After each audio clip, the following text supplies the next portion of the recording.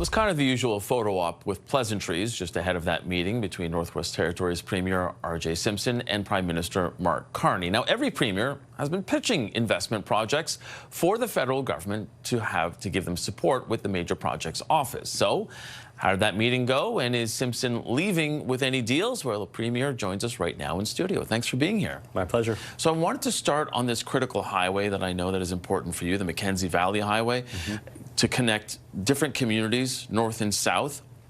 Did the Prime Minister say that he's willing to work with you on that? He did, and he's been saying that for quite a while now. The Mackenzie Valley Highway, it would connect our two forward operating locations for the Canadian Armed Forces, N.W.T up in the near the Arctic coast with Yellowknife. It would also connect a number of communities, ensuring there's a safe resupply and affordable resupply to those communities, which don't have a road right now. And it will also open up a lot of economic opportunities. There's oil and gas, there's critical minerals on that route, so it's something that's been talked about for decades, and this government finally seems to be providing the support that we've always hoped for. Now, I know it's not part of the Major Projects Office. It hasn't sort of been given that designation. However, there is the Arctic Economic and Security Corridor, which was given money in this last budget. It's also on the list of transformative strategies. Tell me how important that is, given the fact that budget 2025-26 was given, if I'm not mistaken, $1 billion over 4 years. Yeah, so the Arctic Economic and Security Corridor, it's not one of the projects that is officially listed with the Major Projects Office, but nonetheless, we're working with the Major Projects Office. I think Ottawa recognizes we're a small territory. There's only 45,000 people in the territory, and we don't necessarily have the capacity to advance these things on our own. And so Ottawa's been a great partner, and we're working with them on that and all of our major projects, actually. There's actually a lot of critical mineral projects that I know you'd like to see some movement on as well. I assume you spoke to the Prime Minister about that. Are you concerned that it's not getting enough federal attention when you look at the environment right now, and there's been a lot of oxygen taken up by this MOU between Alberta and Ottawa? I'm not concerned at all. So we might not be the jurisdiction that's in the headlines about these things, but behind the scenes, we're working closely with the feds, and they have been very, very supportive. I've never seen this type of support before in my time in politics, and so I feel very comfortable. Even though we might not be on a list, we are getting the support that we need.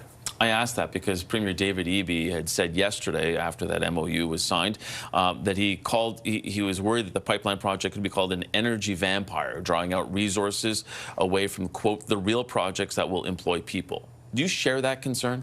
I mean, I don't want to get too much into the whole pipeline debate, but if we want to build things in this country, we have to have dialogue.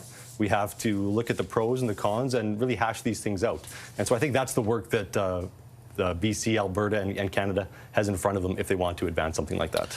On that, though, because I know this is massive as well in your territories, having Indigenous buy-in. How important is that? And again, I'm not going to get you to sort of weigh into any pipeline politics, but that is at the heart of this pipeline as well, is making sure that there is buy-in. Do you have any advice for fellow premiers in making sure that they get that buy-in before going forward with any kind of project? It's essential. I mean, in the territory, we have a resource regime, regulatory regime that incorporates Indigenous rights into the regime itself. So we have a co-management regime with Indigenous governments. And so they have a say in projects right from the very beginning. And I always say that Indigenous participation doesn't slow projects down, it accelerates them. If you want to put up a roadblock, have no Indigenous participation. Wait till the end to go out and consult them. But if you want to get things moving, consult early, go out, offer opportunities for economic partnerships. So yeah, I think that it's essential, and the Prime Minister has said this time and time again as well that it is essential if we want to get these big projects moved forward. So how do you feel when you see that step, not to say gets skipped, but certainly isn't given the utmost consideration? Well, I think that in the territory, we're an Indigenous territory.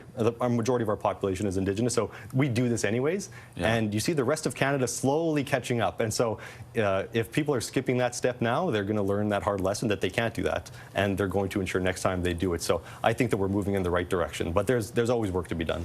Natural gas, another big resource in Northwest Territories.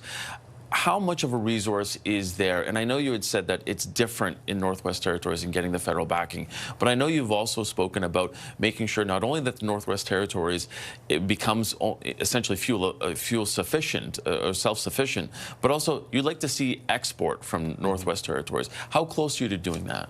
Well, there's significant gas reserves in the Northwest Territories, specifically up in the Beaufort Delta in the Arctic Ocean. Right now, there is a moratorium on oil and gas development and exploration in the Arctic Ocean.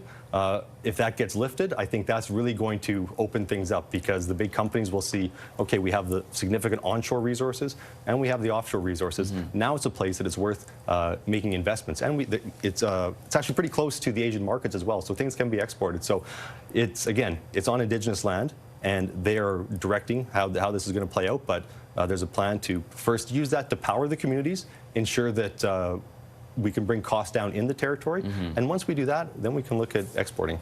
And in terms of that moratorium, and what are those conversations like to make sure that that gets lifted? Well, right now the moratorium is set to be lifted or reviewed, I guess, in 2028. But and potentially expire, right? I mean, Yeah. is there anything you can do? Have you been able to have those conversations to make the case for it, I guess is what I'm saying. Yeah, I just came from a meeting with the Prime Minister, and I made the case to the Prime Minister there, and now we're only one party. As I said before, this is on Inuvialuit land, and so it's really the Inuvialuit who are going to make that call. And if they want to see that lifted, I feel like by combining forces and working with the federal government, there's a possibility that we can see that happen. Okay, I appreciate the time. Unfortunately, we are all out of time. R.J. Simpson, the Premier of the Northwest Territories, thank you so much for being here. I appreciate it.